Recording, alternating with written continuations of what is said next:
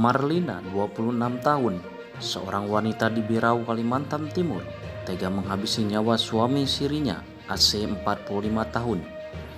Pembunuhan itu terjadi lantaran Marlina mengaku kerap diperlakukan kasar oleh korban. Pembunuhan itu diketahui dilakukan setengah bulan yang lalu, namun baru terungkap pada Sabtu 2 Mei kemarin.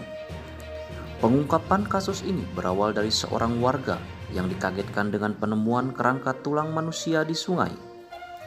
Warga itu kemudian melapor ke polisi dan langsung ditindaklanjuti. Polisi menyebut tulang-tulang yang ditemukan baru bagian kerangka, tengkoraknya belum ditemukan. Setelah menemukan mayat itu, pukul 14.00 waktu Indonesia Timur, dibawalah ke puskesmas. Setelah kita turunkan tim ke sana, kita menginterogasi istri sirinya itu.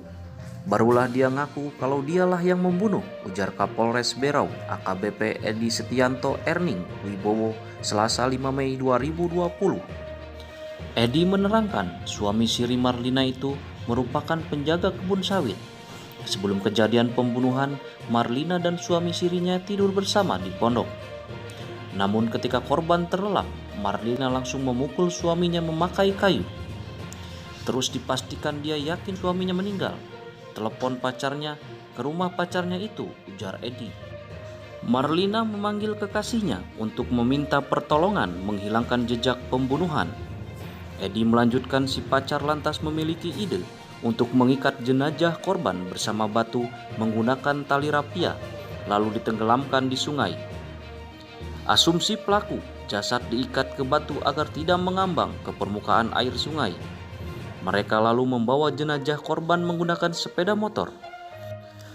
Jenazah korban dibawa ke Sungai Loading, Kecamatan Tabalar, Berau, Kalimantan Timur, yang berjarak 3 km dari lokasi. Kepada polisi, Marlina mengaku tidak tahan mendapat perlakuan kasar dari suaminya. Dia juga mengaku diancam akan dibunuh. Kasus pembunuhan AC sempat tidak terendus pihak keluarga. Adik korban, kata Edi, melaporkan kakaknya hilang 1,5 bulan.